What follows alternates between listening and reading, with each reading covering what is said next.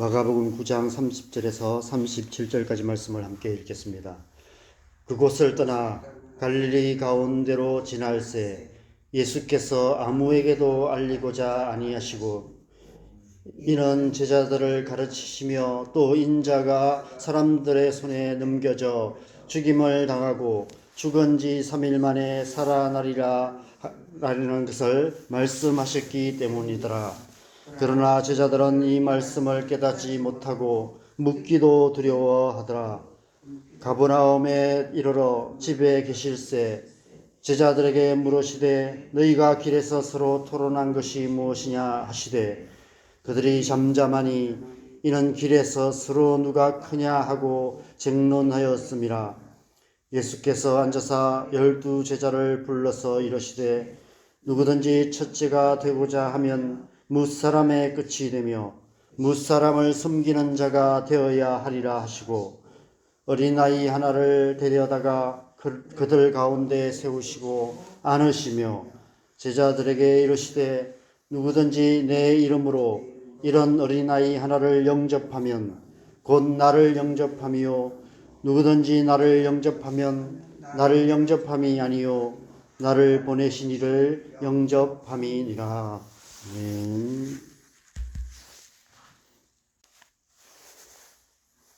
제가 요즘은 덜 그러는 것 같은데 운전을 할 때면 가끔씩 저도 모르게 다른 차와 경쟁을 하듯이 운전을 하는 것 같습니다. 특히 고속도로를 달릴 때면 뒷차에 추월 당하지 않으려고 신경 바짝 곤두세우고 또 어떻게든 앞차를 조금이라도 추월해 보려고 과속을 하기도 하는 것 같습니다. 굳이 빨리 가야 할 이유가 없는데도 불구하고 내 스스로 경쟁 상대를 정해놓고 저 차를 따라잡으리라 이렇게 생각하며 운전을 하다 보면 과속을 하게 됩니다. 그나마 제가 지금까지 운전했던 차들이 다 심하게 과속을 할 수 없는 그런 차들이어서 망정이지 만약 성능 좋은 차를 탔다면 심하게 과속을 하지 않았을까 이런 생각이 듭니다. 그래서 좋은 차를 안 주시는 것 같습니다. 오늘 본문 33절에 예수님께서 제자들에게 물으십니다. 너희가 길에서 서로 토론한 것이 무엇이냐? 너희는 어떻게 길을 가고 있냐? 이렇게 묻고 계시는 것 같습니다. 저한테 어떻게 너는 운전을 하고 있냐? 이렇게 물으시는 것 같습니다. 이 질문에 제자들이 대답을 못하고 잠잠할 수밖에 없었습니다. 그들이 무슨 토론을 했는지 예수님께서 이미 아시고 물으셨기 때문입니다. 여러분, 그들이 무슨 토론을 했습니까? 하나님 나라를 위해서 뭔가 어떻게 살까 이런 생산적인 토론을 했습니까? 34절에 보면 그들이 잠잠하니 이는 길에서 서로 누가 크냐 하고 쟁론하였음이라. 그들은 지금 예수님과 함께 십자가를 향하는 길을 가고 있었습니다. 그 길은 분명 세상의 길과는 다른 길이었습니다.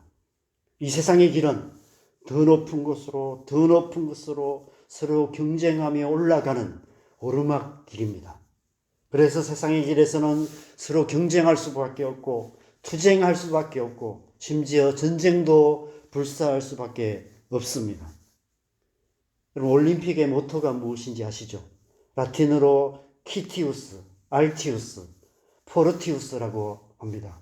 더 빨리, 더 높이, 더 강하게, 이것이 올림픽의 모토입니다. 우리가 사는 이 세상의 길은, 이 세상에서의 삶은 올림픽의 모토를 따라서 경쟁하듯 달려가는 길입니다. 더 빨리, 더 높이, 더 강하게 그렇게 살아가야만 성공할 수 있는 세상입니다. 다른 사람의 머리를 짓밟고서라도 더 빨리, 더 높이 올라가서 더 강력한 힘을 갖는 것이 이 세상의 길의 최종 목적지입니다. 우리가 지금까지 살아오면서 그 길에 익숙해져 있는 것처럼 제자들 역시도 그 길에 익숙해져 있었습니다. 그래서 길을 가는 동안 그들은 예수님께서 함께 계신다는 사실도 잊어버리고 그들이 예수님을 따르고 있다는 사실도 잊어버리고 늘 그랬듯이 누가 크냐 쟁론할 수밖에 없었습니다. 그들은 지금 어떤 길을 가고 있는지 그 사실을 까맣게 잊고 있었다는 것입니다. 그들은 지금 예수님과 함께 십자가의 길을 가고 있었던 것입니다. 그래서 예수님께서 물으시는 것입니다. 너희가 길에서 서로 토론한 것이 무엇이냐? 너희가 어떻게 길을 가고 있느냐? 어떤 길을 가고 있느냐라고 묻고 계시는 것입니다. 그제서야 비로소 제자들은 자신들이 뭔가 크게 잘못되어 있음을 깨닫게 되었습니다. 그래서 아무 대답도 못하고 잠잠할 수밖에 없었습니다. 그들은 지금 예수님과 함께 길을 가고 있었지만, 그러나 그들의 중심은 예수님의 길과는 완전히 반대 방향으로 향하고 있었던 것입니다. 그 길을 가기 전 이미 예수님께서 목적지가 어디인지를 말씀하셨습니다. 31절을 보면 이는 제자들을 가르치시며 또 인자가 사람들의 손에 넘겨져 죽임을 당하고 죽은 지 3일 만에 살아나리라는 것을 말씀하셨기 때문이라 말씀하고 있습니다. 그런데 32절을 보면 그러나 제자들은 이 말씀을 깨닫지 못하고 묻기도 두려워하더라라고 말씀하고 있습니다. 너무 오랫동안 세상의 길에 익숙해져 있었던 제자들이기에 예수님께서 말씀하신 그 길이 어떤 길인지 깨닫지 못하고 그 의미를 묻기조차 두려워했다라고 말씀하고 있습니다. 왜 두려워했을까요? 자기들 안에 감추인 예수님과 다른 속셈이 드러날까 두려워했던 것 같습니다. 그러나 그것을 언제까지 감출 수 있을까요? 예수님과 함께 갈릴리 가운데로 지나 가버나움으로 가는 그 길을 다 가기도 전에 이미 그들 안에 감추인 속셈이 드러나기 시작했습니다. 그들은 그 길에서 자기도 모르게 서로 누가 크냐 쟁론하고 있었던 것입니다. 그런 제자들에게 예수님께서 세상의 길과 다른 예수의 길에 대해서 말씀하십니다. 세상의 길과 반대되는 하나님 나라의 길에 대해서 말씀하고 계십니다. 누구든지 첫째가 되고자 하면 무사람의 끝이 되며 무사람을 섬기는 자가 되어야 하리라. 여러분, 이 세상 천지에 이렇게 생각하고 이렇게 말하는 사람이 누가 있었습니까? 첫째가 되고자 하면 수단과 방법을 가리지 말고 무사람보다 더 빨리 더 높은 자리를 차지하여 무사람에게 보다 더 강한 힘을 가지고 섬김을 받는 자가 되어야 한다라고 생각하고 배우고 가르치고 그렇게 살아가는 사람들로 가득한 세상이 우리 사는 이 세상입니다. 이 세상을 살다 보면 우리 또한 그렇게 살아가게 되고 우리의 자녀들을 또 그렇게 살라고 채찍질하는 우리의 모습을 보게 됩니다. 아마 이 말씀을 들은 제자들은 눈이 동그래졌을 것입니다. 지금까지 한 번도 들어보지 못한 말씀, 지금까지 자기가 알았던, 자기가 들었던 말씀과 완전히 반대되는 말씀을 하셨기 때문입니다. 자신들이 살아가는 삶의 방향과 완전히 다른 방향을 말씀하고 계셨기 때문입니다. 그래서 예수님께서 눈높이를 낮추셔서 그들이 알아들을 수 있도록 눈에 보이는 비유로 말씀하십니다. 36절, 37절을 보실까요? 36절, 37절을 보면 예수님께서 어린아이 하나를 데려다가 그들 가운데 세우시고 안으시면서 누구든지 내 이름으로 이런 어린아이 하나를 영접하면 곧 나를 영접하며 누구든지 나를 영접하면 나를 영접함이 아니요 나를 보내신 이를 영접함이다 라고 말씀하십니다. 여러분, 이 말씀에서 어린아이 하나를 영접한다는 것이 어떤 의미일까요? 제가 어제 창원에 나갔다가 어떤 카페에서 이 말씀을 묵상하고 있는데 마침 어떤 젊은 부부들이 이제 막 그런 말을 하는 어린 여자아이 하나를 데리고 카페에 왔습니다. 그런데 그 여자아이가 너무 밝은 아이였나 봐요. 막 생글생글 웃으면서 온 카페를 휘젓고 다녔습니다. 그러다가 제가 있는 테이블 가까이 와서는 약간은 경계를 하면서 더 가까이 오지는 못하고 적당한 거리에서 저를 보고 계속해서 쌩긋쌩긋 웃는 거예요. 아마 제가 저 사람이 좋은 사람일까 나쁜 사람일까 간을 보는 것 같았습니다.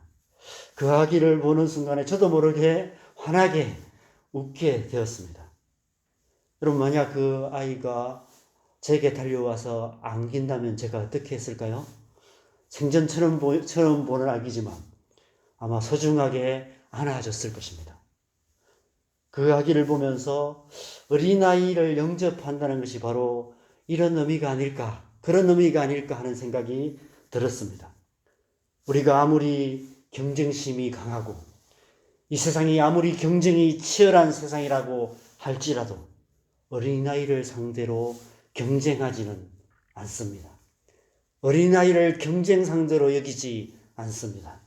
그렇게 밝게 웃는 어린아이를 내 자리를 넘보는 경쟁자로 여기며 차갑고 날카로운 경계의 눈빛으로 바라보는 사람은 아무도 없을 것입니다. 누구든지 그 어린아이, 그렇게 밝게 웃는 어린아이가 다가오면 따뜻하게 안아주게 될 것입니다. 하나님 나라가 그런 곳이다 라고 말씀하시는 것입니다. 하나님 나라는 그렇게 이루어진다라고 예수님께서 말씀하시는 것입니다. 예수의 길, 하나님 나라를 향하는 길은 그 길에서 만나는 모든 사람들을 어린아이처럼 따뜻하게 꼭 안아주는 그런 길이다 라고 말씀하십니다. 그래서 그 길을 가는 동안 하나님 나라의 공동체가 이루어지게 된다는 것입니다. 교회가 바로 그런 곳입니다. 교회는 이 세상 모든 영혼들을 어린아이처럼 꼭 안아주는 곳이 되어야 합니다. 그가 누구이든, 그가 이 세상에서는 아무리 배척당하고 이 세상에서는 아무리 멸시당하고 심지어 아무리 흉악무도한 죄인이라 할지라도 십자가에 달린 그 강도마저도 마지막 날에 예수님께서 네가 나와 함께 낙원에 있으리라 라고 따뜻하게 안아주셨던 것처럼 교회 공동체 안에서는 누구든지 어린아이 중 하나가 되어서 예수님의 품에 따뜻하게 안기는 그런 은혜가 있어야 하는 것이죠. 예수의 길은 우리 모두가 어린아이가 되어 서로를 안아주고 서로를 세워주고 서로를 따뜻하게 안아주고 서로 손잡고 하나 되어 하나님께로 나아가는 길인 것입니다. 그래서 마태복음 18장에서는 이 말씀 앞에 이 말씀들 사이에 이런 말씀을 하셨다라고 기록하고 있습니다. 3절 4절을 보면 이르시되 진실로 너희에게 이르노니 너희가 돌이켜 어린아이들과 같이 되지 아니하면 결단코 천국에 들어가지 못하리라. 그러므로 누구든지 이 어린아이와 같이 자기를 낮추는 사람이 천국에서 큰 자니라. 사랑하는 여러분, 우리는 지금 예수의 길을 가는 사람들입니다. 하나님 나라의 길을 함께 걸어가는 사람들입니다. 서로 치열하게 경쟁하고 자기 주장을 관철시키기 위해서 투쟁하고 자기 뜻을 이루기 위해서 전쟁조차 불사하는 세상의 길에서 돌이켜 어린아이와 같이 자기를 낮추고 예수 그리스도의 이름으로 서로를 어린아이 같이 안아줌으로 하나님 나라의 공동체를 이루어 가야만 하는 것입니다. 예수님께서 그 길을 가시며 그 길로 우리를 부르시고 인도하고 계십니다. 예수님을 따라 그 길, 곧 제자의 길을 가는 저와 여러분 되시기를 바랍니다. 그래서 하나님 나라를 이루어가는 저와 여러분 되고 그렇게 하나님 나라의 공동체를 이루어가는 우리 교회 되기를 주님의 이름으로 간절히 축원합니다. 우리 함께 기도하겠습니다. 우리는 오랫동안 이 세상 속에서 세상의 방식, 세상의 길을 가는데 너무 익숙해져 있는 것 같습니다. 그래서 예수님을 따르고 그리스도인으로 살아가면서도 삶의 방식은, 삶의 목적지는 늘 세상을 향하는 그런 우리의 모습을 보게 됩니다. 심지어 교회에서조차도 서로 경쟁하고 투쟁하고 전쟁하고 있는, 그래서 교회가 분열되고 깨지는 그런 모습을 보게 됩니다. 시기하고 질투하고 그러한 우리의 모습들, 서로 적대적이 되는 그런 모습들을 보게 됩니다. 여러분, 교회 공동체는 누구라도, 그가 누구이든지, 심지어 인간적으로 내가 별로 안 좋아하는 사람이고 나와 잘 안 맞는 사람이라 할지라도, 나의 의견과 반대되는 의견을 말하는 사람이라 할지라도, 나를 별로 안 좋아하는 사람이라 할지라도, 심지어는 나에게 어떤 깊은 상처를 준 사람이라 할지라도, 나를 향해서 방긋방긋 웃는 그 어린아이, 때로는 투정 부리고 떼쓰는 그런 어린아이조차도 따뜻하게 안아주는 것처럼, 그렇게 서로를 안아주면서 그렇게 함께 손잡고 나아가는 것이 바로 예수 그리스도의 길이고 하나님 나라를 향하는 길이고, 그러한 것이 바로 교회의 공동체인 것입니다. 하나님께서 우리를 그렇게 부르고 계십니다. 우리가 그렇게 살아가기로 다시 한번 결단하고 이 세상을 살아가는 동안 예수의 길을 따르고 교회 공동체를 안에서 그렇게 예수님의 삶의 방식으로 살아감으로 하나님 나라를 이루어가는 우리의 삶 될 수 있도록 주님의 마음 우리 안에 부어주시도록 우리 함께 기도했으면 좋겠습니다. 기도하겠습니다.